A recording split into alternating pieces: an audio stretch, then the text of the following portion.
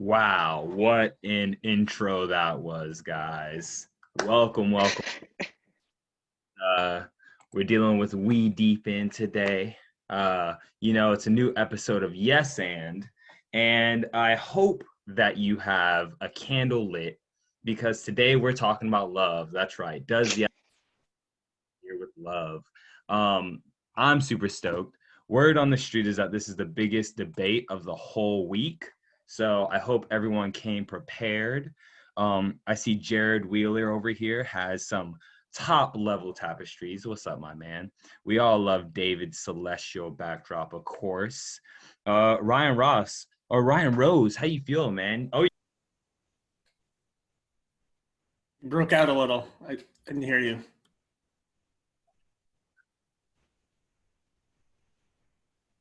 You're not coming in for some reason. Can everyone else hear him? Nah, we can't hear him. But Bryan Reeves, how you feeling, brother? I'm good, man. Nice How you doing? I'm Good to absolutely hear from you. fantastic, man. Why'd you come here tonight? I know why I'm here, but why are you here? To learn. I want to be an open book and absorb as much information as possible. So, You came here to learn, bro. We all came to learn from you. I thought you were teaching tonight. You didn't see the flyers? I mean, we can help each other. Yeah, awesome. Glad to have you, man. I don't know if you've been here Thanks. before, but welcome Thanks to the for having party. And welcome everybody else. Alyssa, Megan, Taylor, Jared, all these funny people, Tiffany, Leah, all these cool people. What's cracking? What's popping? My name is Amari, and you're in Yes and. Real quick, somebody who has been here before, tell me what Yes and is, because I don't know. I just be showing up. Well, why? What is this thing that we're all doing here? You want to take it, Ryan? Ryan, you been here before? I haven't. Sorry to admit welcome. that, but I haven't. Yeah, disrespect, man. Somebody kick this guy out. Elisa's been here before. Alyssa, talk to us. What is this thing? Why are we here? This is a debate where we respect people and have informed conversations about issues that are typically debatable. And as long as we respect everybody and, do it with love and candor, it's successful and insightful and enlightening. That's what we're doing. Amazing. I would add a little spice to that. Because sometimes I witness like very respectful conversations and I start falling asleep, right? And I think that's why Christina made me the host of this thing, because I like to throw a little spice, I like to throw a little sauce. For me, I think that there's like this happy medium of, cool, we can have these conversations that can be really intense and we can have them in mature, enlightened, humane ways. And like, they can also be human, right? Like we can also have our emotions and we can also, express ourselves fully. And it doesn't necessarily mean like, I disagree with you and you're the worst person ever and I'm going to send you hate mail. It's like, all right, honestly, that shit gets kind of boring to me.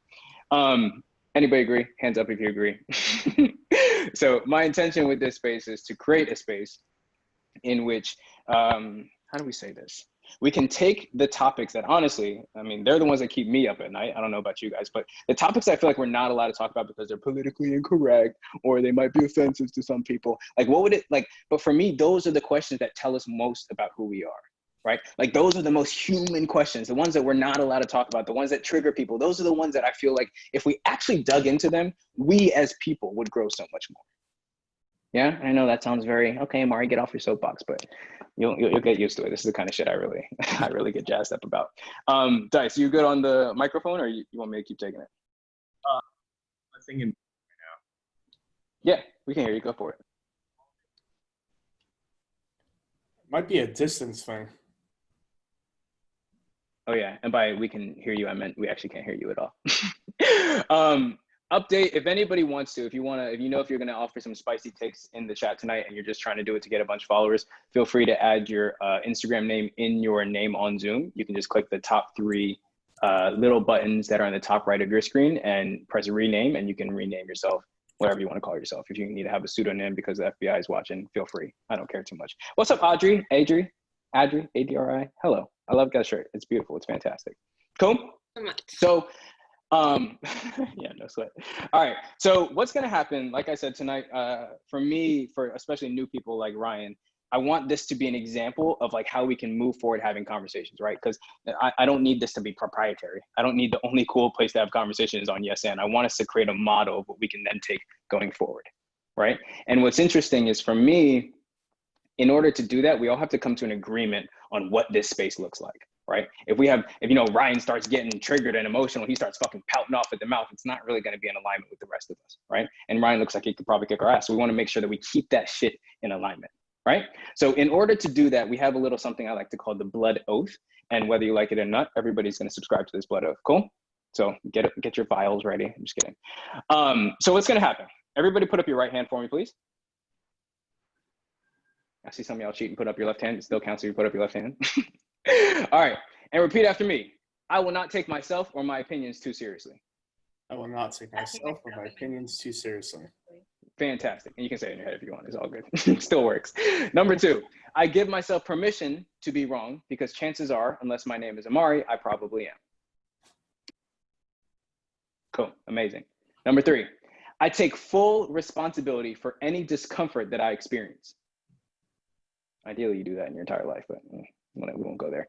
And number 4, I will not hold yes and or its affiliates liable for any growth or transformation that I experience while attending the show.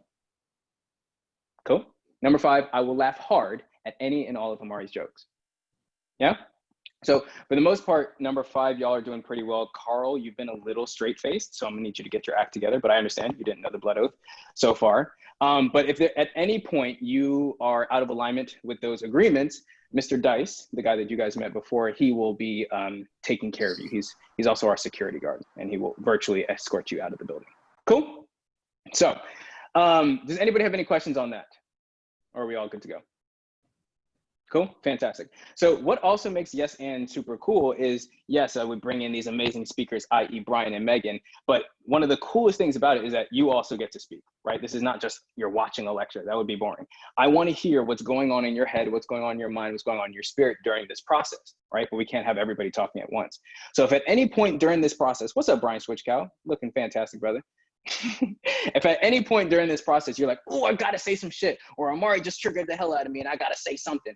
Say what you want to say in the chat, and then Dice, who is your liaison, he's your lobbyist, if you will, he's the person that will bring you from this ether into the space. And you will be given 1 minute to speak your mind, whatever you want to say. Cool? Anything you want. Within reason. But you will be given 60 seconds. Cool? It's your hot minute. At the end of that 60 seconds, you'll get a 5, 4, 3, 2, 1 countdown, and you'll be cut off after that. Cool? So if you start rambling on about like, you know, that time you did something in 2nd grade, we're not necessarily interested in that, and you'll be cut right off. Cool? But the intention is when we bring you into the space, offer something that we can spin off of, offer like your thoughts, offer a different perspective, offer something that we haven't yet considered, right? So we can take this conversation to the next level.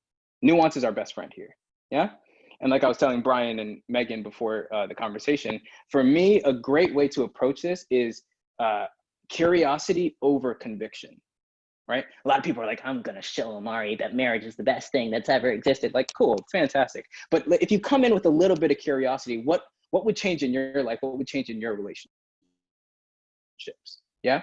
And Bryan, he gave me a nice little yes and on that. He gave me a little addendum. Is like, I wouldn't necessarily say curiosity over conviction, but what would it be like if we had conviction and curiosity, right? Because I do care about your opinions. I care about your experiences. I care about the things that made you you. But what would it be like to offer them and be curious about another worldview? Yeah? Cool.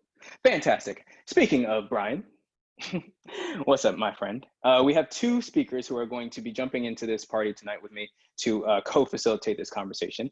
And they are 2 very interesting people, 2 potentially conflicting people. In our little pre-chat, they were actually fighting. I think Megan still has a bloody eye, but we're working on that. And I wanted to bring them in because not only do they have diverse opinions, but they also, based on my conversations with them, they are also very interested in hearing other opinions, right? So instead of me talking about them, I want to pass it off to you all. I'm going to pass off a question to you, Bryan and Megan, instead of being like, tell us where you're from. Where'd you get your degree? I'm not necessarily interested in that. I want to introduce you by having you answer this question. And this question is, what is love to you? Because unless we're on the same page on that, this isn't going anywhere, right? So Megan, what is love to you? What does that even mean? Hi, everybody. Thank you so much for having me here. Oh my God, Amari, you start out with the biggest question. This is like the question. Sorry. Okay, to try to sum up, I feel like love, we have one word to describe what could be a combination of 7 billion different experiences. So for me, love is the way that we connect with another human being and ourselves. It's something that I think flows through us constantly unless we're blocking it. So I think the idea of love, and I know what caught me up in your question was true love. That one I'm like, ooh, that's juicy. Like, where's the true in there? And I think that might be part of what we dig into here today, because I think we can get super narrow into what our vision of love is, but I think it's actually huge. We could probably spend the whole time talking about that, but that's my real general first take at that. No, I love it. Fantastic. Dr. Bryan Reeves. Just so everybody knows, I call everybody doctor, so not necessarily a reflection of their degree. It's just how I talk to people. Bryan Reeves, Dr. Bryan Reeves. What's your thoughts? Oh, well, hello, everybody. Nice to see everybody. Pleasure to be here. I agree with Megan. We could spend the whole time just talking about that question. It's really one for the philosophers. There are so many layers of that question. There are so many answers, from biologic to poetic to spiritual definitions. Is it a state of being? Is it a state of doing? Look, I have argued with too many women in my lifetime, what is love? And I have lost every argument, and I'm pretty sure she lost too. Everybody loses. So the truth is, I don't really know what true love is. I'm going to go with Megan's definition. It's an experience. It's an ideal. You know, I like Sanskrit has 96 definitions of love, and maybe as many as 300. You know, we have one definition we have one word, I should say, for this thing called love. So I'm just going to keep rambling if I even try to answer this question. I think that this will kind of flesh itself out as we talk about marriage and commitment and polyamory and all of that. So, you know what I'm really present to? So in my relationship of 5 years, I don't think I've once had a conversation with my partner about what is love. And we're rocking it. You know, I mean, we have our ups and downs. We have our, you know, like any relationship will, but I'm just really present as you ask that question, that in my relationships in the past, which were chaotic and difficult and challenging in ways that just were insurmountable, we would argue about that question all the damn time. So there's my quite interesting. I like that. Fantastic. Okay, so everybody knows that tonight the send-off question, the platform question is, does marriage, this construct, this infrastructure, does marriage interfere with the experience of true love? Yeah? So I just want to get a little temperature check real quick. Put your hand up if you are of the opinion that yes, for all intents and purposes, marriage does interfere with true love. If it does not. No, well, if it does not, does, if marriage does interfere with true love. It does interfere, good, yeah. I'm glad you're asking this question, because I want to see what's the bias. And I would even just kind of to frame that as like in the act of self-awareness, like what is the bias in the room? What is your bias? Even if you don't know, what do you lean towards? I'm curious. 100%. And I saw some people immediately shot their hand up, and I see you down there. You were like, yeah. I see you, man. All right. So on the flip side, if you think that marriage supports true love, if marriage supports the idea of connection, if marriage supports this feeling, this emotion, this indecipherable thing that we're talking about, put your hand up. Yeah. Oh, Christina, you're supposed to remain neutral. Oh my God. Taylor, wow. All right, guys, so everybody who put their hand up, if you could just click like the X button above there. Fantastic. Amazing. All right, so I actually personally, I've come up with a definition of love that I feel pretty good about.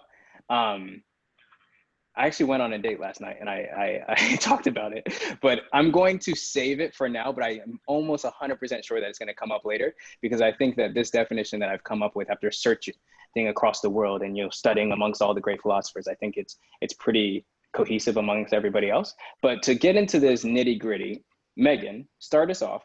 Why do you think that marriage interferes with true love? Okay.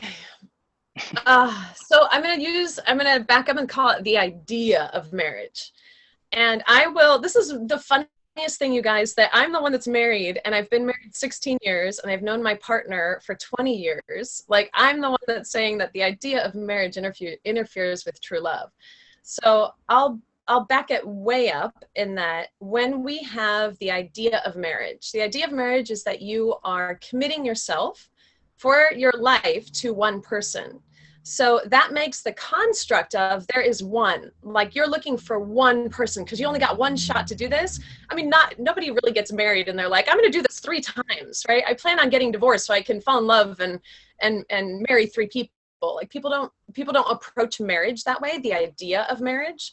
So when you come into that construct, and I love your words, Amory, about container, like it's one container. It is a very stock, very already scripted, somebody already scripted that container of marriage and what that looks like. And it is that idea that is all pervasive in society that forces us. It's like that container creates the context for everybody looking for one, right? For one person. And that means you go about life and you start to meet different people and you're like, are you the one? Oh, wait, no, you're not perfect. Nah, throw you away. Are you the one? Oh, no, I found a flaw in you. You're not my one either. And I think that just creates this kind of really hard template to try to find what you think is love before you even experience love. So I think it's more about the idea. I mean, I am all for commitment. I fucking love commitment. I'm committed to my life partner. We are still committed and I love someone else. So 2 years ago, 2-ish, 3 years ago, we decided to open up our relationship. That was a mutual agreement. It was beautiful. I can get more into that if you're curious. But what that allowed me to do was deconstruct this idea of marriage, this idea that there's one way to relate, that there's one true love, which I never really thought about anyway. I always told my partner, I'm like, I choose you every day. That's my version of love. That's how we stayed committed to each other for 20 years. I choose him every day and I can love him and I can love someone else. But I think that takes like bucking of the current society. You know, I feel like a total outcast or outlaw for believing that I can love more than one person, not even just believing, but actually loving more than one person at a time that is consensual and open and beautiful. But I've had to step outside of the norms of society. So I think for most people growing up in this society, this culture that we all live in, with the idea of the one person that you're looking for, it already creates context in which we'll call it more mini traumas can arise. Mini traumas being trauma with a small t. People breaking up a relationship because something happens and then they realize, well, I can't marry you because you're not perfect. And then you go on and then you're like, oh shit, maybe I'm a failure at this relationship thing. Maybe I'm a failure. Maybe I'll never get married. And when I think that there's all this societal pressure to get married. And so I just think that it's the idea, if we hold a bigger container for what could a loving relationship look like? Just like Amari, you set the container for this conversation, you created that. It was like, okay, we can talk about anything. These are the rules that we're going to engage by. And you were empowered to create that container for us to relate. And I see that extrapolated on a really big version of what would that look like if we all were empowered enough to create the containers of a relationship that works for us. Like that to me is a fucking beautiful world. And that could totally leave room for marriage. It can leave room for monogamy. It could leave room for lifelong commitments. It also could leave room for shorter interactions where you get to experience yourself a different way. And that to me is the world that I'm like taking a stand for. Mission statement. Thesis statement. I saw you reading off your It's in my heart, dude. It's like, it's exploding. I love it. I've definitely got thoughts on that, but Bryan Reeves, I'll let you have the platform for a second. Yeah, beautiful. So, Megan, beautiful. Yes, comma, and. I want to be clear. I am not anti-polyamory. I am absolutely pro. I want to make a big distinction here between commitment and devotion. You know, commitment, I'm committed. I'm in. You know, commitment is, I heard someone say something once, there's no such thing as 99% committed, right? And I like this distinction between commitment and devotion because devotion is an act. It is an act of faith. It is an act of spiritual practice, of saying no to anything that would distract me from the intention with which I am doing whatever it is that I am doing. And I think, you know, for me, when I talk about, this is one question that I think we fail to explore before we get into relationship, whatever that relationship looks like. And that question is, why am I doing relationship at all? why am I doing intimate relationship? What is the purpose of my wanting to be in relationship? There are so many layers of purpose. And I want to share with you mine, which again, really highlights why for me, marriage, meaning devotion, and not to a person, not to a person's ego, not to a person's, all the shit that comes with just being human, but to the relational container. I love the word container. I use that word constantly in my work, containers. So my intention for being in relationship is to know myself, to know my true self. We've heard that definition, intimacy, into me, I see. Yeah, it's all cute and everything. But yeah, my partner, right? As she responds in certain ways, as she speaks in certain ways, as she shows up in certain ways, I am confronted with my reactions, judgments, my own sensitivities, all of that. So I'm seeing myself ever more fully and deeply. And also, my purpose is to learn to live connected to my heart and to learn to love without condition, which does not mean to love without boundaries, but to love without condition. And talk about a container for confronting self, for knowing self, for learning to get out of my fucking head, right? To suspend this so-called objective reality that most more masculine leaning people, we see it in our politics. We see it like, using so-called objective reality, which by the way, no one can agree on these days, to beat the shit out of each other. We use that, and in doing so, we totally disconnect from our bodies, from our hearts, from love. We close our hearts in this name of objective reality. So what better container than being with one fucking person that I cannot, this container that I cannot get out of. This is one of the objections that I do have to polyamory, even though I'm not against it, is I think it gives convenient escapes. So I'm going to take a position, not a side, but a position. This is my conviction. And I see this a lot, especially when I'm working with men, especially, who argue for polyamory as a way as like the right way to do relationship. And, they'll cite things like our DNA and monogamy is not natural and shit like that. And what I'm often seeing is really a personhood, a being that just wants to escape their shit, that doesn't want to face their wounding, doesn't want to face their the limitations of their loving. And it's far easier to do shallow intimacy with a bunch of people than to really be in the fucking fire with another human being, whatever may come. Well, let's get past shallow intimacy for a second. And let's bring some of the crowd in. So actually, Shy Fishman had an interesting question. Shy, you got 60 seconds. Go for it. Let's hear it, Shy. Not a question, but a comment. I think that the discussion of monogamy versus polyamory, marriage versus polyamory, is not the right discussion to have. I think the discussion should be about conscious relationships.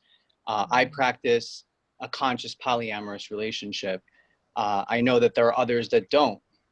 To Bryan's point, there are also many people who don't practice conscious monogamy or marriage. So I don't think it's the style, but it's how we show up and the intention. Because I am, as an example, a very devoted, committed partner to my partners, and they are to me and to others. So the conversation should be not about a versus, but actually what looks like a conscious relationship. And I'd love to talk more, but I only have a minute to describe what a conscious relationship really, truly is.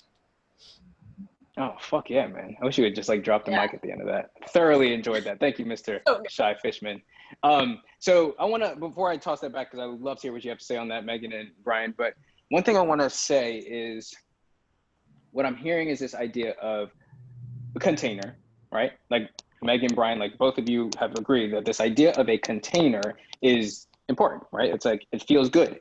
But what's interesting to me personally is when it comes to marriage, it's not a subjective container. It's not, for me, it's like we are integrating this container that has been created prior to our existence, right? And kind of what Shy is saying, which is this idea of like, for me, in times, marriage takes out this conscious relating of it, right? It's less of like, oh, I am relating consciously. However, you are and we are creating this container together.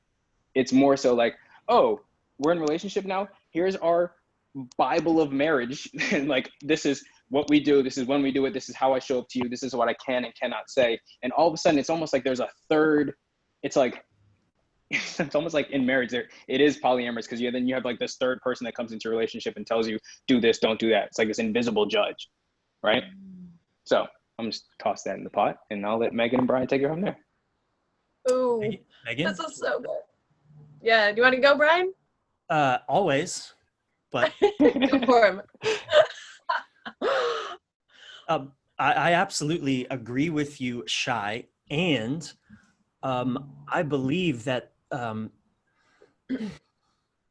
this idea of conscious relationship, I think that there's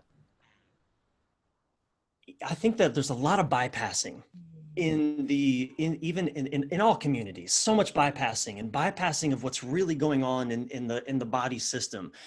I'll tell you. I'll give you an example. And Leah dropped an interesting comment.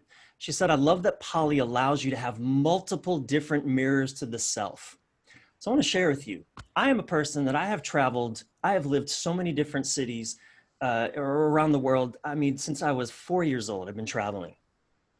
I've been in Los Angeles now for about 10 years.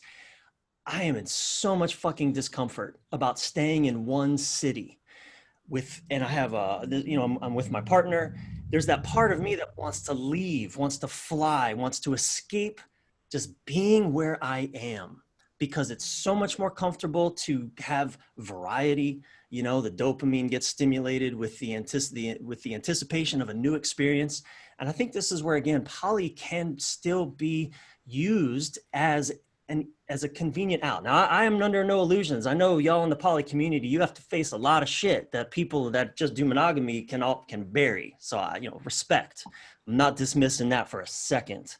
But I am not a proponent of sleeping monogamy either. I am a proponent of conscious, awakened monogamy, which is messy, which means, my partner and I, something arises, even me being grounded in this place for way longer than is comfortable. And I mean a physical location, a geographic location.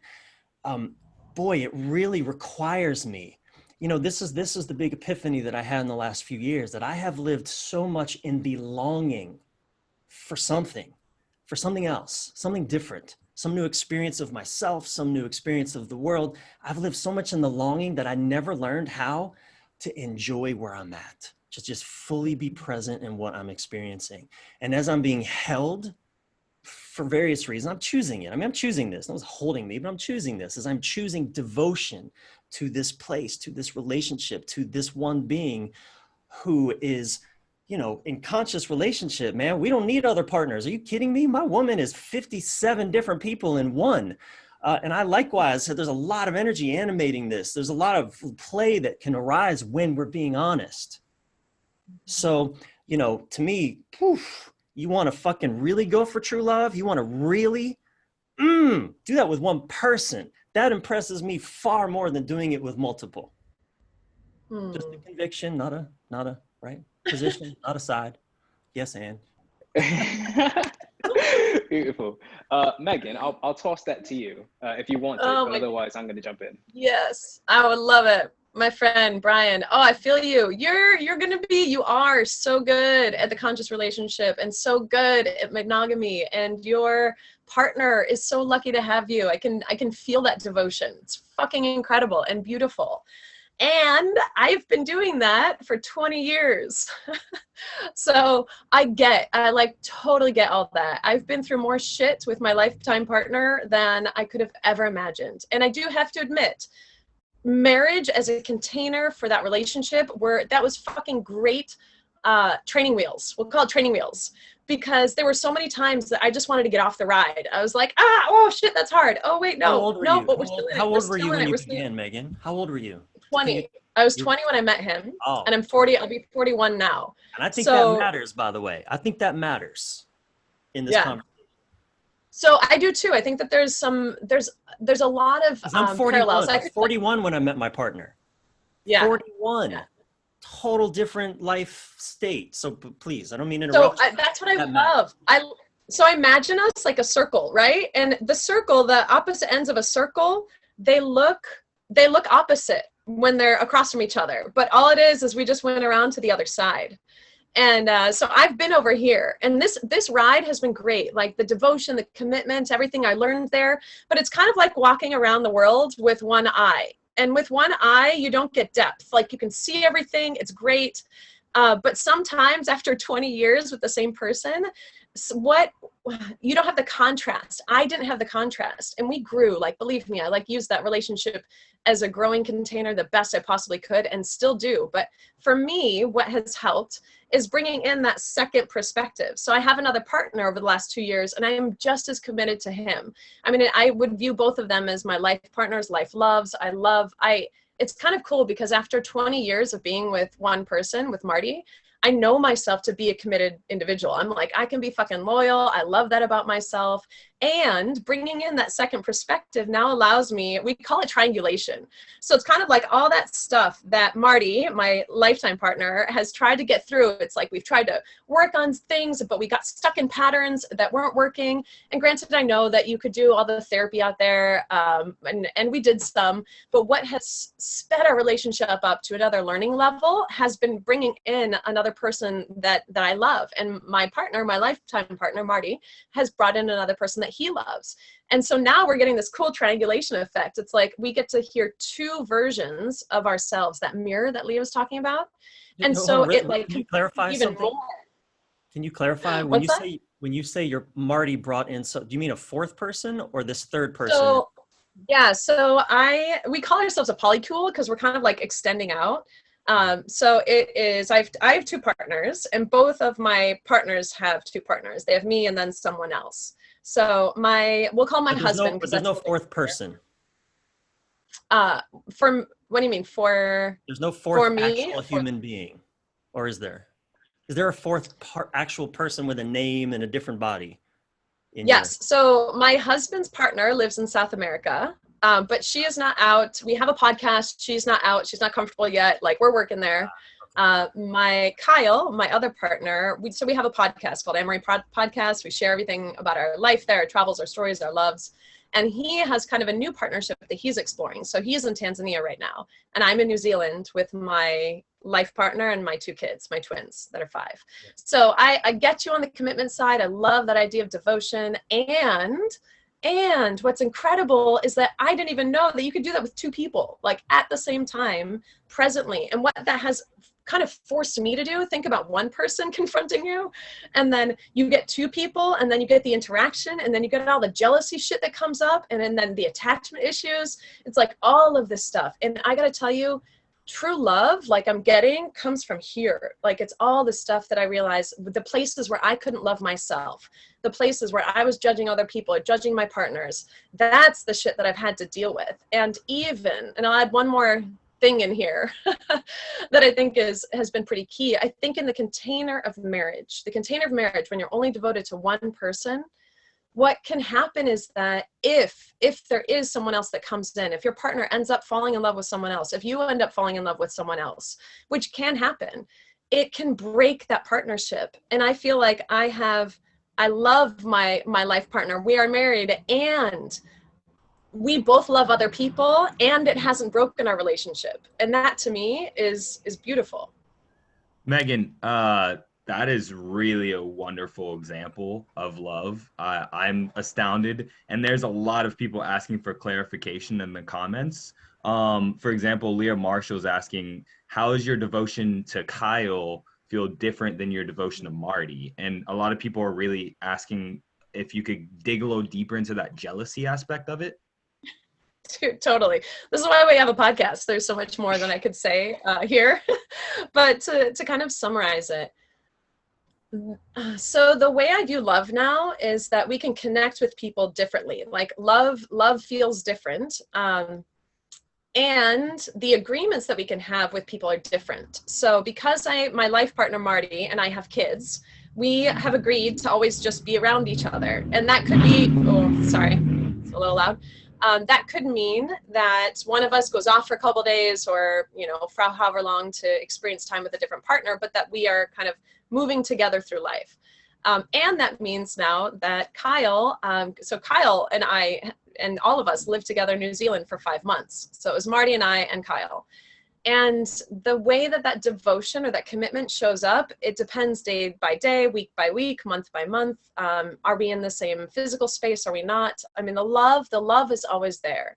The logistics of how that love shows up, where are we in space and time, and what do we need in that moment? Those are the things and the variables that we work with and just communicate on, if that makes sense. It's kind of like a different paradigm. I love it. And I think I want to also acknowledge that there's a greater cultural context that in these little, look, monogamy and just the whole way we do intimate relationship, even this whole idea of the nuclear family, we are a lonely fucking planet right now. And I think, you know, trying to do this, especially in this time of pandemic, it's even been exacerbated. Like, I'm aware that me and my partner sharing this home, like this little 2-person village, it ain't this ain't the way it's supposed to be. Even a 3-person village ain't the way it's supposed to be. So I think that even inside of all of this, I really get there's a deep longing for the tribal connections, the extended connections. And I can see how that the polyamorous lifestyle, and I mean, look, I think the reason I brought up age, though, I think that really matters. I very much believe also in developmental stages. And when you get married at 20, there's no way. I had no business being in a committed dyad relationship in my 20s and probably most of my 30s. No way. That was just not the thing for me to do. Yet I tried over. I was even married once at 26. It was a disaster. And so I think that these things are, you know, context matters. The culture we're living in, this little 2-person village, which is so, you know, I, as a man, one of the things that really sustains me is I am in multiple men's groups. And I mean, where I'm not leading the group, but I'm part of a connected tribe of men. That is so invaluable for my relationship experience with my woman. If I didn't have that, guarantee you I'd be looking at other women to use them for more connection, for more, you know, to fill up an emptiness that will never be filled by a woman. So I think there's also a bigger context here. And I met my lady at 41, even sexually, like there's a shift that happens in your 40s for a man that, you know, the imperative to mate with other women, lots of women, it just diminishes, and that's not a bad thing. You know, I think there's an evolution that we go through, and I think also some of the more successful long-term poly couples that I've heard, and I am not an expert on this, but they tend to be with older men that are in their 40s. And again, I am so willing to be wrong about that, and probably am. Talking out of my ass a little bit here, admitted. You know, own it. Don't take ourselves too seriously, but anyway. Just to piggyback on that, to get a different perspective, I know Alyssa, you had a comment about age playing into this. Alyssa, before we jump into that, I want to take the steering wheel and take a drastic 90-degree turn, if that's okay with everybody, because I love this conversation. This conversation is fucking fantastic. The idea of polyamory getting thrown into this because of where we're both come from, that was going to come up, right? And I love it, and there's so much value there. And I want to bring us back to this core question of marriage and love, right? Does that make sense for everybody? So remember when I told you that at some point my hypothesis, my theory, my philosophy on love was going to come back in? I think it's this moment. So for me, the way Amari's brain works love is I define it and I use it and I thrive through it, through this idea that love is abundant acceptance. So when I say abundant acceptance, that means like, Megan, I love you. That means however you change, however you grow, that through line, that Megan thing that you fucking do, that's the best. And like, I love it. And therefore it cannot change, right? So for me, anytime I've used the word love and I like just one for one swap it out with this idea of abundant acceptance, it supports me, right? Like think about the example I always use when I coach this concept is like, think about a child, 10, 12 years old, whatever. They come out, they're gay, right? And they tell their parents, hey, I'm gay. And they can tell their parents do not accept this, right? Their parents say, oh, you know, their background, religious, whatever, conservative, and they don't accept the fact that their child is gay. What does that child feel? that child does not feel loved, right? So for me, whether I'm talking about I love you, girl, my intimate partner, or I love Backstreet Boys, the idea is whatever the way this thing takes and shapes and moves, I love it. I accept it. My acceptance of the thing, that cup never runneth dry. And that is a beautiful masculine definition of love. That is a beautiful masculine holding, container holding of a feminine experience. And that's, seeing from the, I like to use the yin and yang symbol of because what I realized in my spiritual seeking throughout my 20s and 30s, no one ever talked about, it was like I was learning spirituality and life and how to be a loving person from what I call the level of the circle, like the oneness of everything. We're all connected. Rumi's quote, we're so connected, the word connected doesn't even make sense, right? I can't tell you how many times I've dropped that line on a woman as a way of saying, hey girl, like no matter what happens, we don't have to put a label on this. We're so connected. We don't need a label. We know all that shit. And nobody taught me what was going on inside the circle. The masculine, feminine, yin, yang, that dance, that tussle. And what you just said, Imari, while perhaps true, says nothing about the feminine experience. It's divorced in a sense. Emotional part of it, yeah. The emotional, all of that arising of 100%. Of the pain and the suffering. Love, passion. There's a suffering. The word passion is. I personally will not agree with that. I will, yeah. I'm like, I will jump in there too. I think that what we just said, in my worldview, in my own perspective, in this Amory world, I think is actually quite problematic. I think we have been taught this idea that love is supposed to be strife and it's supposed to be suffering. You're supposed to fight through it. I'm not saying it's supposed to be strife. That's not what I'm saying at all. I'm not saying that for a second. I'm saying that there is a narrative that does support that. Right? But that's not the narrative that I'm offering. But you agree that there is a narrative out there that does support that theory? Like there is a part of us that says, hey, like let me give you guys are just gonna have to work through it. You guys are just gonna have to push through it. Let me give you an example. I've worked with multiple couples, and this happens in my own relationship, where the sun goes down or it's nighttime, it's bedtime, and it's time to turn out the light. Like I've worked with a couple that they would go surfing down in Malibu frequently. And when the sun went down, this is a heterosexual couple, the guy was definitely holding more of that masculine pole. He was a soldier, Iraqi soldier. A lot of wounding in him. But anyway, the sun would go down and she would get sad. She would feel sadness because the day's over. This would infuriate the shit out of him. Like, why would you be sad? Why would you be angry? It's just, the sun's going down. It's going to come up again tomorrow. Why would you feel that? It's like the dismissal of that. And she just felt sad. There was an arising of sadness that he certainly couldn't be with. And I see this in couples, and this happens in my own relationship. Every night when we go to turn out the light, we kind of look at each other. I know she wants to keep the light on, and she knows I want to turn it off. And in that, why does she want to keep it on? Because she wants the experience to continue. It hurts. It's sad that it's over. The connection is going to go down. And I'm like, baby, we're going to be connected all damn night. Like my body's going to be right here. I ain't going anywhere. We're going to sleep entwined like a pretzel. How could we be more connected than that?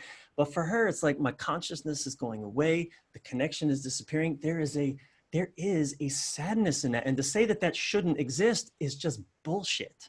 It is bullshit to say that we should just have this perspective of, hey man, we're all one. The sun's going to come up again tomorrow. We're all connected. There's no such thing as disconnection.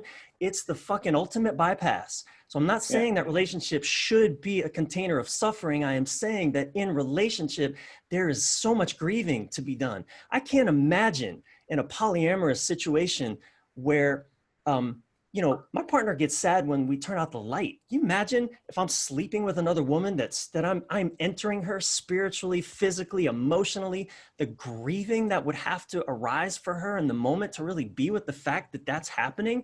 Look, some women can do that. Some men can do that. I'm not saying that nobody can do that. I'm not saying that.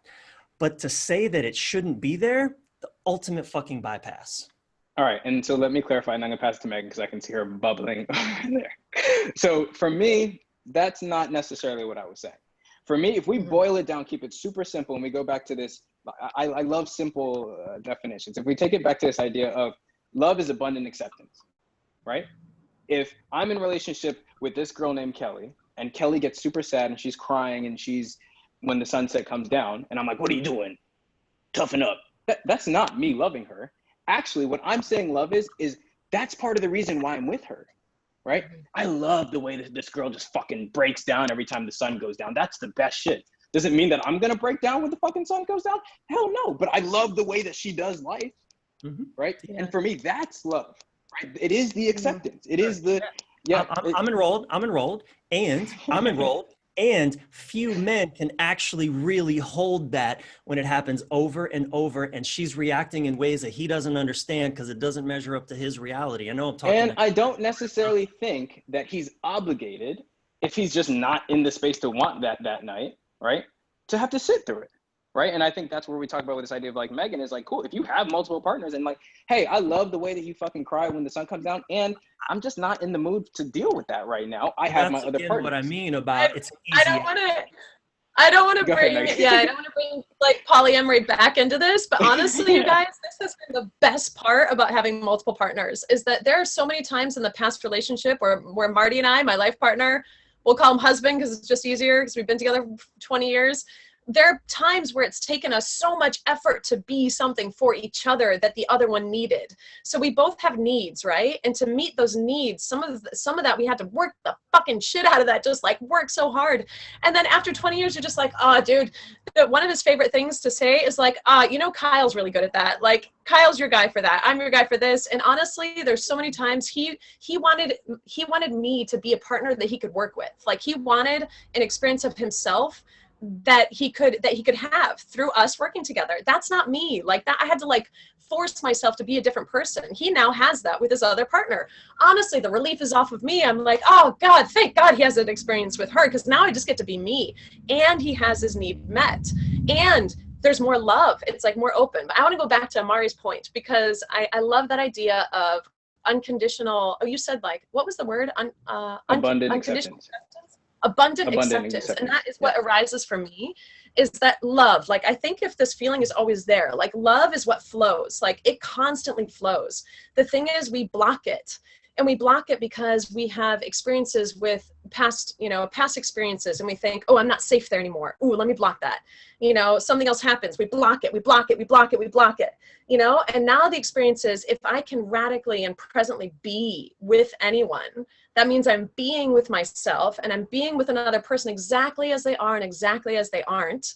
And I can just be, I'm like not needing them to be something else for me, because they're them and I'm me. And that to me is this experience of love. And I will share one little story, because I think love is so much more than just romantic love. And I think the idea of marriage, when we get in there, that's like intimate partnership and intimacy and sex. Like there's all these other things. But for me, I had an experience yesterday of sitting around the table here with a group of basically strangers 2 weeks ago, because I'm now I'm like communal living here. And this, for those of you that are listening, I'm in New Zealand, at Amory, Marae, which means like a community center that's a garden, and we're living there. So there's a group of other Americans, there's people from all over the world, and these people were strangers 2 weeks ago. And I was like resisting everybody. I'm like, oh dude, everybody's like up in my space and there's so many of us and there's all this stuff happening. And just yesterday I was like, I fully accept everybody as they are, and I accept myself as I am. And I felt love. I like looked at everybody in the eye and I was like, I love that person. And I love that person. And they are so fantastically quirky in themselves. And it was like I unblocked myself so that I could feel that love. And that's what I think is always possible. It's always present for us. Now, the trick is, when we get to the agreements of the relationship, are we having sex? Are we not having sex? How often do we see each other? How do we see each other? How do we spend our time? Like those are the agreements of the relationship. But the love can always be there. And where I think the idea of marriage interferes with true love is that marriage is a set of restrictions or agreements that is a stock template that we've created, that's given to everybody as like, this is your one template for how you should be in relation to each other. And what I like is the empowerment of, we can be however we be and however we agree. And that doesn't mean that conflict doesn't come up. But I like the ability to shift that, to change it, to say like, this is what I need now from you, or this is what I need in this relationship. And I've gone through the experience of opening up my relationship, and now I'm back to like closed. Like I just have my 2 partners because one partner's traveling, and that's really hard for me. As Kyle's traveling, I needed a closed container, but it doesn't mean to say in a week or 2, a month, we like open it back up, because I can be like, oh, okay, I'm feeling much more secure and safe. So to me, marriage is a safe container, assuming both people are like committed to each other. Marriage is a safe container that we create, but then there can be times to open it back up. It's like breathing, you know, open, close, open, close. And Megan, hold on a second. Hold on. Wait a second, guys. Brian's getting fired up. Okay, all right, okay. I'll let it go. Please. Let's go, Brian. Bring it. Just for a moment. First off, marriage. I haven't accepted any template. I don't know what you're talking about. No one handed me a sheet and said, this is how you're going to do marriage. So that's not real for me. So it's interesting though. And again, I want to be really mindful. I'm not against polyamory. I'm really not against it. What I am for is, and particularly in this conversation, I mean, if I'm working with a polyamorous couple, I'm having a totally different dynamic but I'm taking a position because that's the fun we're having here. That's what we set up for ourselves, right? So in this position I'm taking, you know, I look at my partner and I, and even this moment of turning out the lights, you know, I'm often telling, when I work with couples, I'm often reminding them that it's not the problems or the tension between you that causes problems. It's you're constantly trying to resolve that tension, make it go away, solve the problems that causes problems. So for example, in that moment where both of us are looking to each other, I'm looking for her to kind of get on my page and let's close the day out. And she's looking for me to get on her page. And now let's keep connecting and playing and doing that. As we're looking at each other, kind of knowing this is the tension, the unresolvable. I need her to be something she's not going to be in that moment. She needs me to be something that I'm not going to be fully in that moment. But see, this is where evolution happens, where both of us now are leaning into each other's experience. Both of us are going beyond our own discomforts and sitting in that space in between. And really, this is the land of connection. This is the land where now our partnership, our dance, we're dancing. I'm not getting angry at her. And I have seen couples damn near break up because they can't navigate this one moment of just turning the lights out at night. Where now, you know, we're now dancing in partnership, and now I'm evolving. I'm becoming a little more emotionally present. She's also likewise evolving, becoming a little more sensitive to my physical needs of sleep, whatever. But this is, again, if I have an easy out, or I can just, you know, tag out with Jake over here and say, Jake, I can't do this tonight. You take it. In a way, she doesn't even need to change anything in that moment. She doesn't need to change at all. She has another guy just can tag in and kind of, you know, rather than learn to be with her own discomfort and feeling unmet in that moment. And likewise, I mean, there's a beautiful evolutionary process that becomes available when we stop trying to resolve all the differences between us or escape them into other things that sort of are easy outs. And this works right into the question of obligation. So the topic of kids was brought up. And so when children are brought into the conversation, do you suddenly have an obligation to marriage, to commitment? And is that obligation now gone once the kids are adults? Megan? I don't know. The person that asked the question, can they elaborate on what they're looking for? Because I feel like I could go 10 different ways, and I wanna make sure I get this. Is that all right? I will follow up. This one is anonymous, Okay. but I would love to get Got it. Marcus's point of view. He did drop a comment that was sort of like a whole book, and I would love to hear about 60 seconds of that summary, Marcus, if you don't mind. And I can come back and I can answer that other question too. Take it away, Marcus. Let's hear what you got to say. Yeah, well, I'm pretty much just going to read it out, but I was just saying that I really love the conversation. I just don't like that people are calling marriage a container. When two people get married, I feel like it's just signing a piece of paper. Like, the boundaries that develop in a relationship come from both partners meeting each other halfway and figuring out where they need to be respected and appreciated. I liked the pro-marriage guy saying that being in a committed relationship with one partner gave him the opportunity to focus on his inner self more. That's how I feel about it. Like, I want to be married to someone who complements my own journey and helps me grow by bringing love into the relationship in an unconditional way. And the old way we looked at marriage was a very conditional form of love. And as our collective consciousness is growing, it's becoming more and more of a regularity to honor the love in a committed relationship in an unconditional way. So to move fluidly as one, like tackling problems together as a team that come up, instead of pointing fingers and making accusations once the classical boundaries of marriage are dishonored. I love that. Thank you, Marcus. A whole ass thesis. Yeah. Thank you, brother. I'm going to toss this to you guys, Megan and Bryan, in a second. But there's a point that I want to get off my chest, which is this idea of, at the end of the day, what is marriage besides a couple tax laws and we sign this paper and there's a cute little ceremony, right? Fantastic. Yeah. In essence, if that's all it actually was, then we wouldn't be having this conversation, right? Mm-hmm. But what's interesting is because since the day we were born, we've been instructed on what this idea of marriage looks like. We can't ignore that signing that paper does not come with a whole lot of rack of other shit, right? Yeah. And for me, like I don't know, Christina, if you need me to be neutral or biased as the host of the fucking show, but here we fucking go.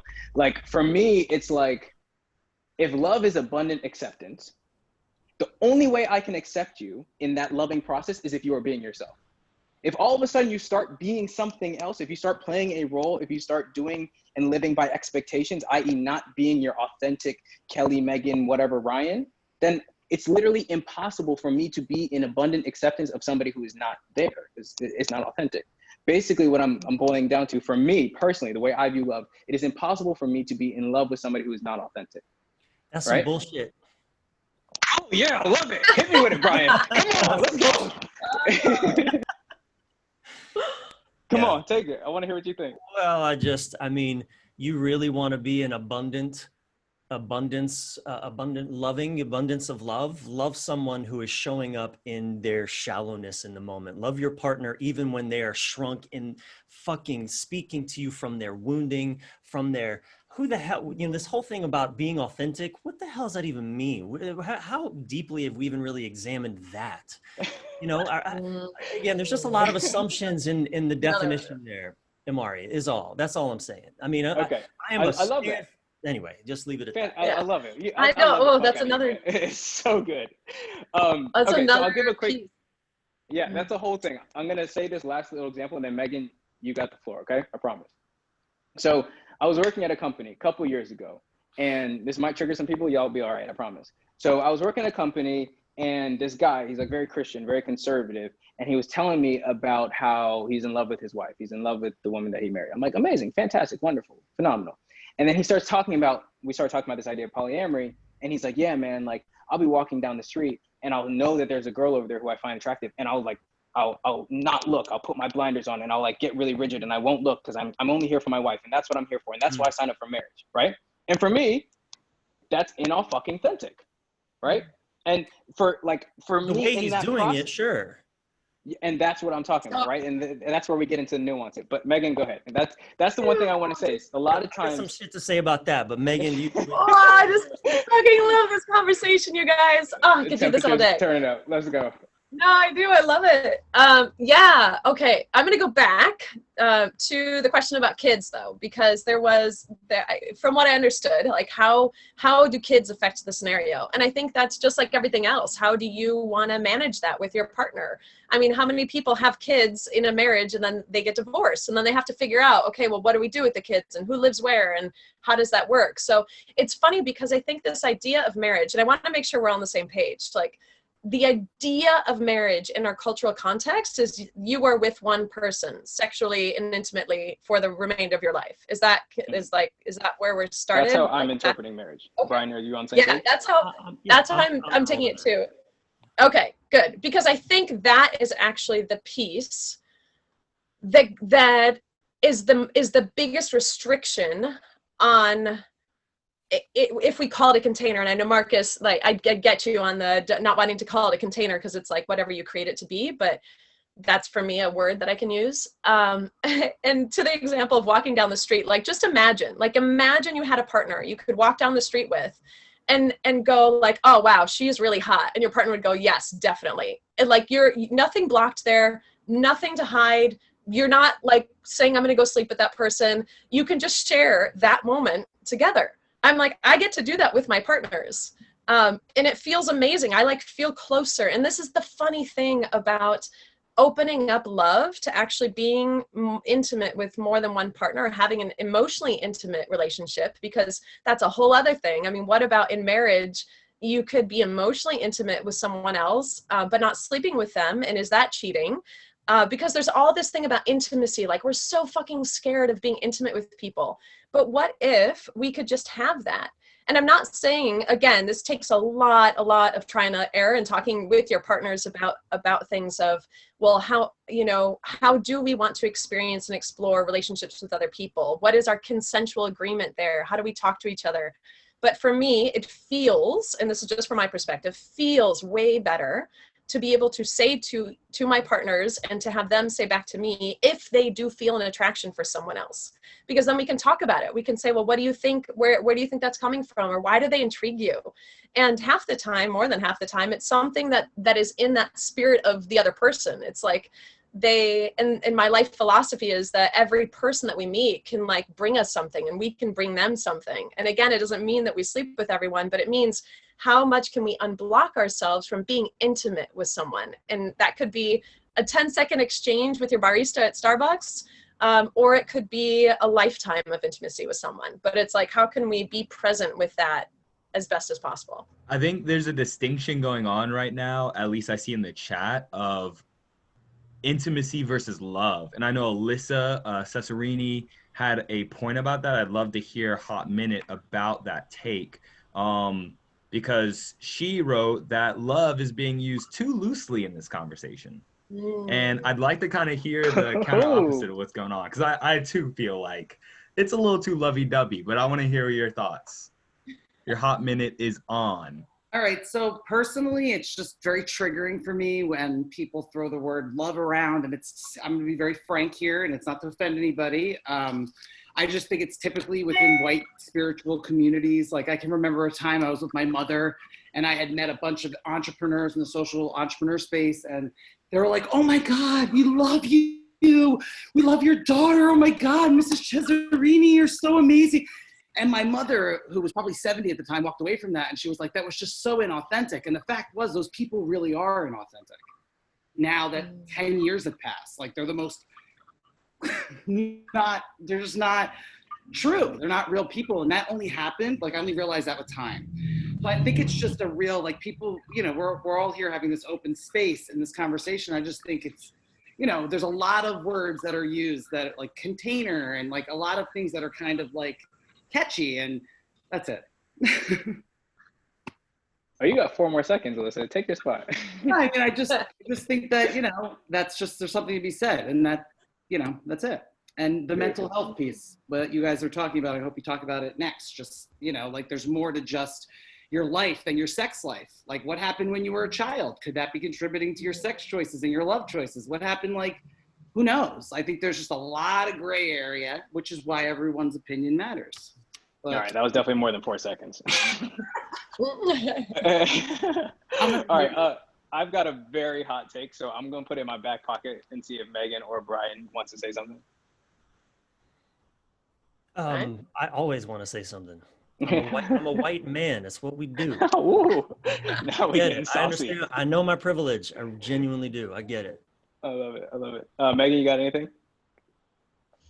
No, I really appreciate that you're bringing that up. Yeah, and I think that's why where we started the conversation with the one word for love. I mean, there's so many other words, and like for me, I crave language. I really do. I crave language to talk about all of these other things in a way that makes sense to other people. And I do agree that the word love gets thrown around a lot.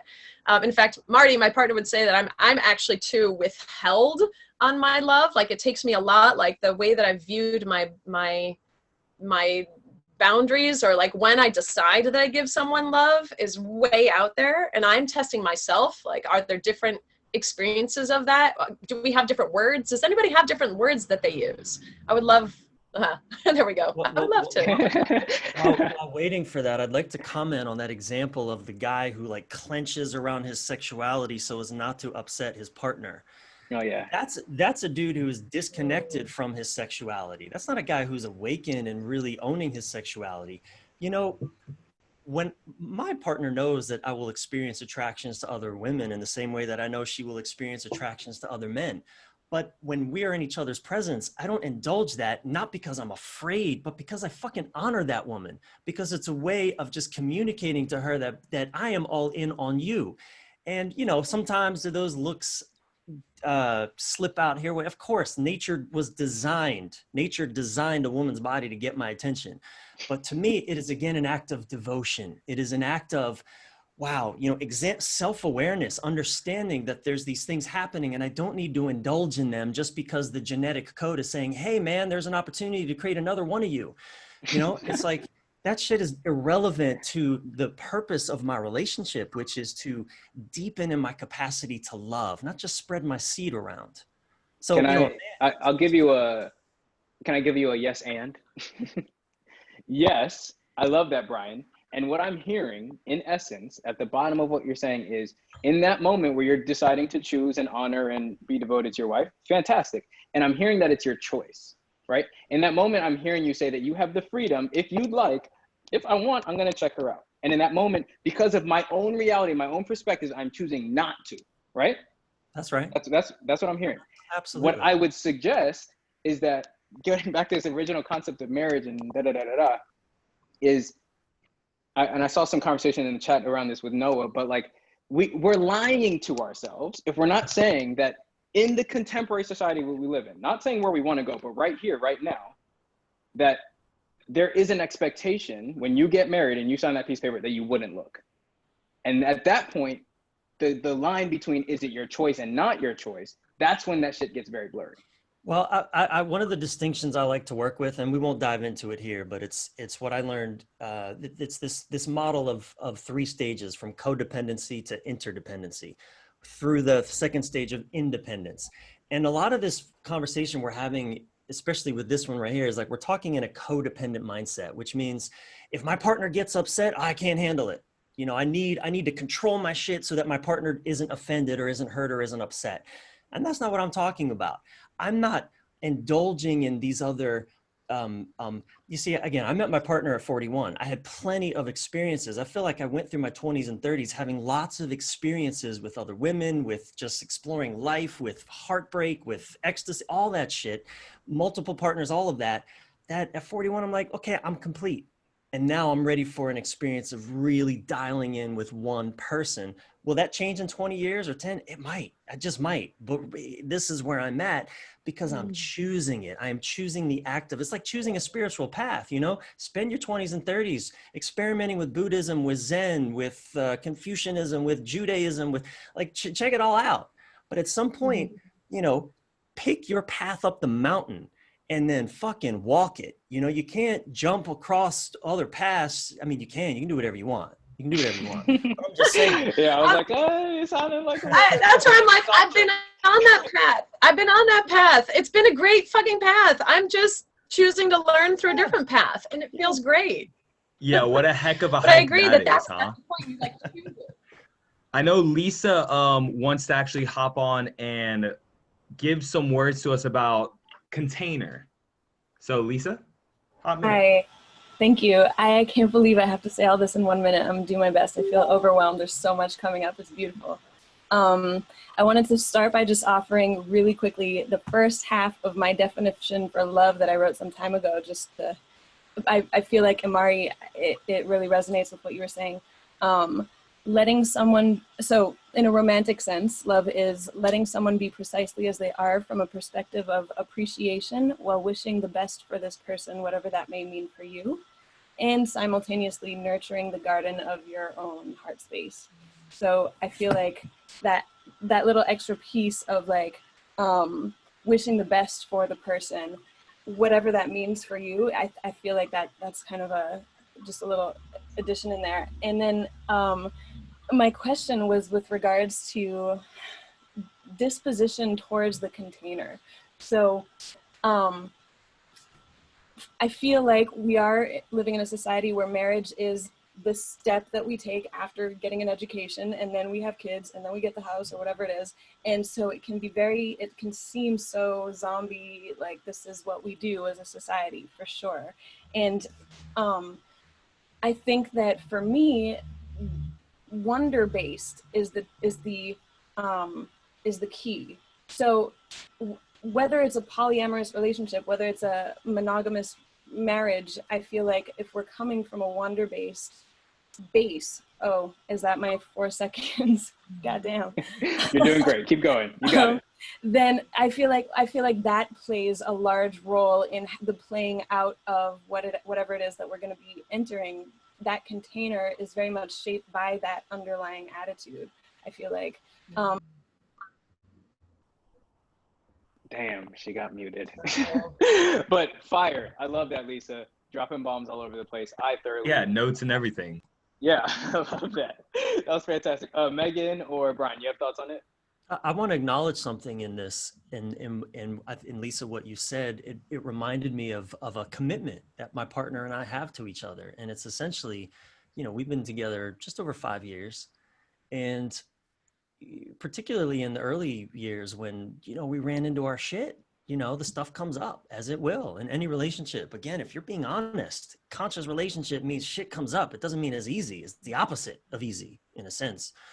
Anyway, both of us, I think this is what really helps us be successful monogamously is, well, first off, we both just have the deep clarity that that's what we want. We want that. That's number one.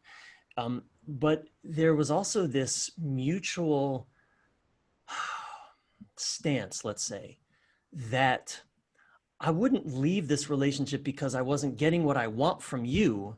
I would leave this relationship because I knew I couldn't be the thing that would serve your growth or serve what your heart desired. Like both of us, as we both were kind of confronted with that sort of fear, like, holy shit, maybe I can't be the thing that genuinely would serve you, and vice versa. It was a very, at times, very painful and scary, but beautiful also stance that I think that continues to this day, that, we're ride or die for life. And, who knows what the hell that means? I mean, we don't know how much longer we have. If we're together 40 years, maybe it could be in 20 years or 5 years or 10 years. I don't know, where we look at each other and sort of things have changed. Life has shifted. The stars are in a different place, that we're like, you know what? I can't be the thing that you're needing and therefore, so I totally make space for that. And so does she. And I think that is, again, just a salvation for us that really makes the moment and what we're living, and ironically our lifelong commitment to each other, even that much more magical. Yeah. So romantic. Yeah, no, it's beautiful. It's beautiful. And I think if that's the basis of your marriage agreement, that you're there for each other's growth, that's beautiful. I mean, I wouldn't say that that's necessarily the cultural idea of what marriage is. And I think incorporating more of that into it consciously about relationships, for me, one phrase I always use is all relationships are learning vehicles. Anytime we're relating, whether or not it's actually to another human being or relating to an idea or a concept, like there's some learning that can happen there. So it's really beautiful. I mean, if that's the base of the relationship that you take, and again, go back to your choice, the fact that you're choosing each other, somebody said, I think Noah, there were some comments in there about it's all how you use the relationship. And I couldn't agree more. It is, there could be really destructive polyamorous relationships or destructive monogamous relationships, but it's how you're using that relationship. And that's, I guess, the cultural context that I want to shift is, how do we become more conscious in this, not just have the boiler template agreement of marriage. Absolutely. Agreed. I think that's a great point. And Daniel brought up that he feels that the idea of marriage here is maybe not being voiced correctly. So Daniel, I know you had some strong opinions on that. Let's hear it. 60 seconds. Oh, damn, we're going to stir the pot right before we get into the end. I don't know about strong opinions, but it's interesting. There's an interesting thing about how the brain works in this book I'm reading about the left and right hemispheres, where the right hemisphere is the one that looks for new solutions, alternative paradigms, different ways of looking at things. And in its operation, it also includes the left brain's approach to its problem solving. So the right brain has all kinds of things it'll search for and also incorporate the left brain's approach, whereas the left brain has its one approach and it does not consider the right brain's approach. It's almost like, and it's much more subtle than that, but that's a very interesting metaphor. And I see a little bit of that happening in this discussion, because I think ultimately, Imari, I love the yes and as a setup for the conversation, but I think the magical answer maybe for this and for many of these types of debate-oriented questions is yes and no, because there's no right answer. We're never going to arrive at an answer in this conversation that fits everybody. And it's because if you really put your finger on the pulse of where our evolution is at, wow, I have 3 seconds left. It's that we're becoming increasingly individuated, and therefore our relationships are becoming individuated. And so any relationship that's going to be healthy in the future is going to be predicated upon agreements between people, and they can be any kind of agreement as long as the vision for the relationship is shared, the agreements are shared, and they're honored. And so that can apply to marriage. Anyone can create marriage in their own image. It doesn't fit the traditional form, but I think I had to mute him when he changed the name of our show. That's proprietary, man. It's copyright. Thank you, Daniel. Thank you. I love that so much, so much. And I'm actually so glad that we had you on to share that last thought, Daniel, because for me, and I think this is a distinction that I really want to land with everybody in this episode and all future episodes, which is if you come into these conversations, if you come into this debate with this idea of like, yes, and we're going to find this end point, this is going to be the last perspective and nothing else ever more, you're missing the entire point of the show, right? Honestly, you're missing the entire point of life. The entire point is yes, and this, ooh, and off of that, yes, and that, right? And we keep going, we keep building. And to come into any conversation with we have to leave with an end goal in mind, I feel like we are inherently stifling our growth. We are stifling our evolution. Yeah? So really love that transition, Daniel, because after we wrap up here, which we're going to do in a second, I'm going to send everybody, if you want, into Topia. Topia is like it's like a virtual Sims game, virtual Sims version of this thing, where you can walk around the world and you can interact with Daniel if you want to interact with Daniel. And it's less about this group and it's more about you can walk around and talk in groups, 3, 4, 5, whatever, right? So as we wrap up tonight, Megan, Bryan, if you were to say one thing that maybe you hadn't considered before, or something that really had a light shined on during this conversation, some kind of brain pop, some kind of neurons going off in this conversation, what was it for you? For me, it was that I am way more fucking passionate about marriage than I realized. Send the link to your wife, man. She'll love it for you. And still not anti-polyamory. Mm-hmm. Yeah. Beautiful. Bryan is committed to the idea of commitment. I love it. I want to just add before you conclude, Megan, just that this is such a personal journey. You know, I think anyone trying to sell you on one as better or somehow easier than the other, and this happens a lot in relationships. I think I see this a lot, and there's a lot of suffering that gets caused because one person says no, monogamy is the way, and the other's like, no, we need to do polyamory, and it's like it's such a personal choice that anyone trying to sell you on one as better or easier than the other is really, I think they're just trying to sell you into their own world in the hopes that you'll save them from their own loneliness and despair. Oh God.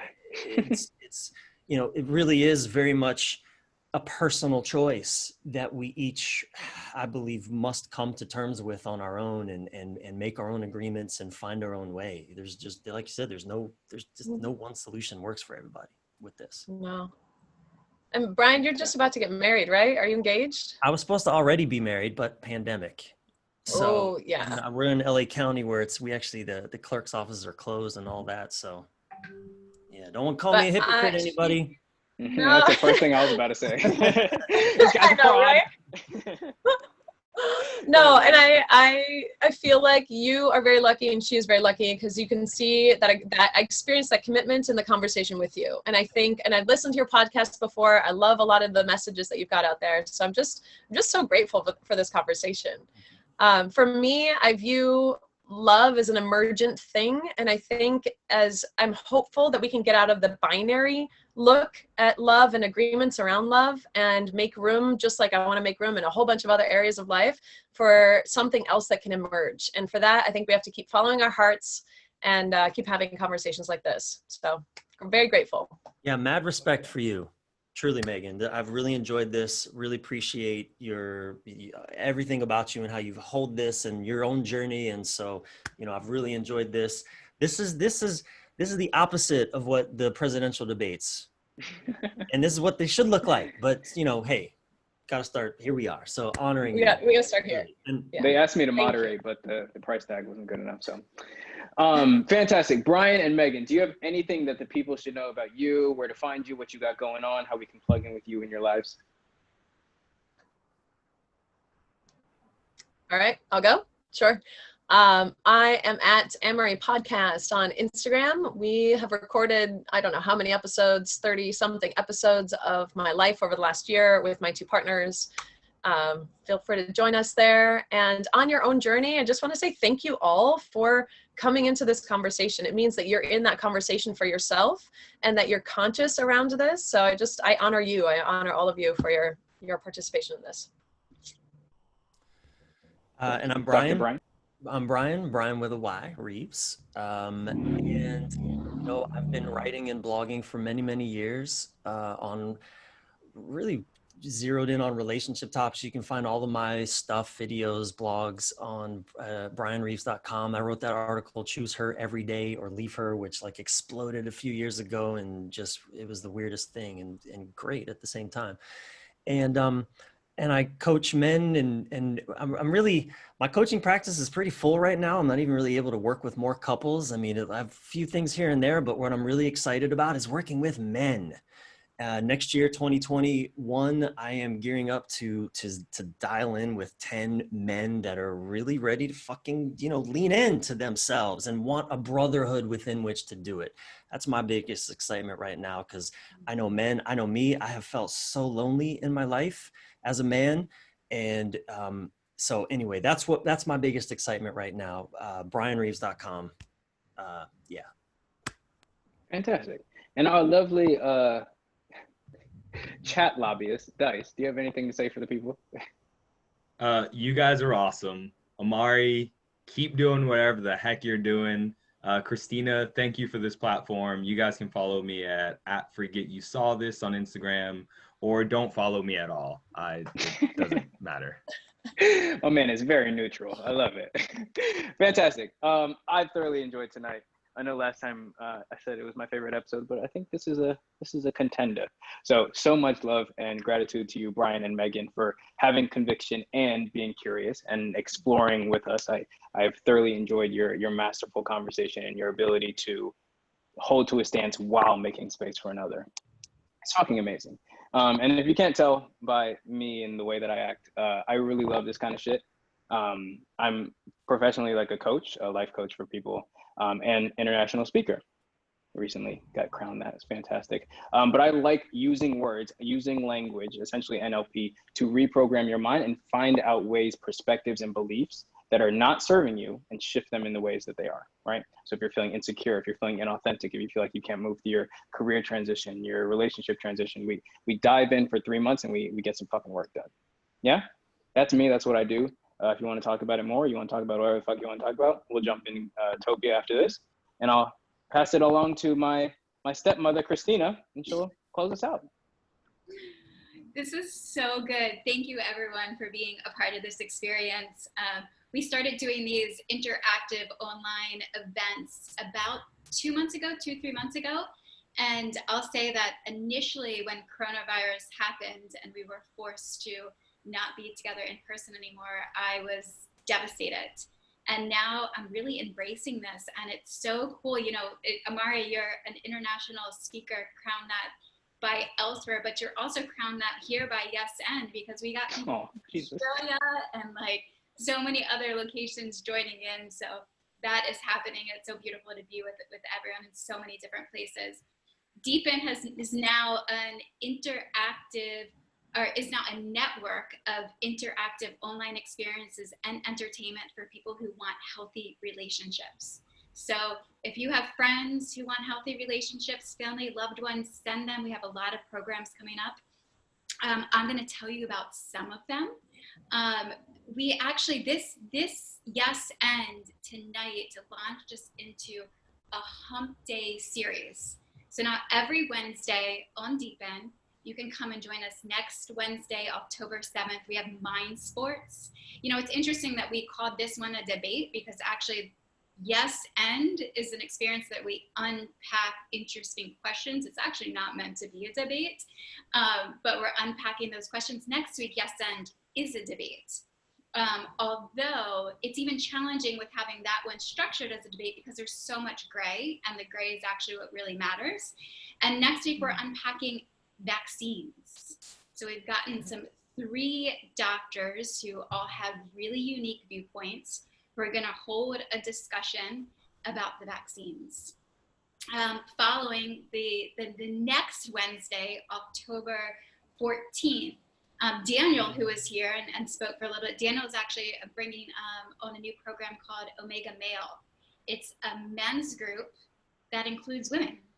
So finally, us women, we get to experience what happens in a men's group and be a part of that. It's not technically a men's group, just saying. I was like, is somebody going to say it? Can we say it's men's work that includes women? And then on October 21st, which is the following Wednesday, so is the Great Love Debate. The Great Love Debate is an international traveling show.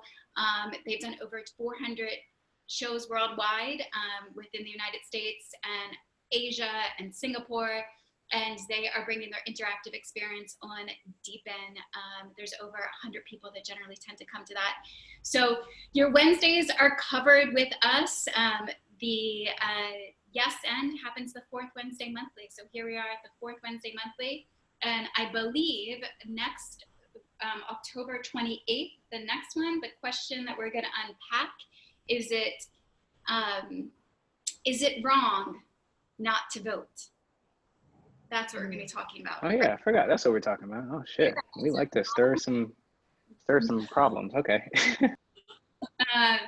And then lastly, I'm going to tell you about on 11/11, November 11th, we're going to launch a new series called Relationship Role Models, a place to see love lives that I'm going to guide. And I'm going to co-host it each episode with a single man. I think Amory might step in for be the first man. Might be a single woman sometimes. If I'm still single by then, yeah. So, you know, my Instagram is @KingAmari if anybody's interested. And then we're gonna interview a couple each time, and we're gonna hear the couple's love story. We're gonna hear what trips them up, what triggers them. They're gonna tell us all the juiciness and let us in. And so that Relationship Role Models is gonna launch at the 11/11 Unify Festival. So I'll tell you more about that on the next episode when we have the actual time, but stay tuned. WeDeepen did launch a Facebook group recently. This is actually streaming live on WeDeepen's Facebook group. So if you just go into Facebook and you put in WeDeepen for people who want healthy relationships, join us in the Facebook group. We're starting all types of interesting questions. Yesterday we were talking about semen retention. So jump in and join us in the conversations there. And Topia, we're going to go ahead over to Topia now. But before we jump over to Topia, I just want to make a really deep gratitude to my team, Kelly and David and Taylor, who are on this call, who have been helping edit videos and designing and all the hard stuff with as we transition over into this new world. So thank you, team. Thank you, Amari, Dice, Bryan, Megan, for being here and jumping in. Really appreciate everyone who came out and was a part of this experience. And please tell your friends, and that's how we grow. And I hope you all come and join us at Topia. The link is in there. I'm going to drop the link in again, and we'll meet over in Topia. You have to be on your desktop, and also it's best through a Chrome browser. So I'm going to drop in the link and throw some music on, and thanks everyone for coming out. Thank you, everybody. deeply, thoroughly appreciate you. Thank you for restoring my faith in humanity every time you pop out. Thank you. It was fun.